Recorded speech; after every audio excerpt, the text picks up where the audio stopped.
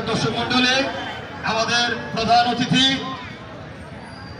আমাদের মাঝে উপস্থিত হয়েছেন। দয়া করে আপনারা মাঠটা খালি করে দিবেন, টুর্নামেন্ট এখন আবার শুরু হবে। দয়া করে আপনারা মাঠটা খালি করে দিবেন। ভলান্টিয়ারদের দৃষ্টি আকর্ষণ করা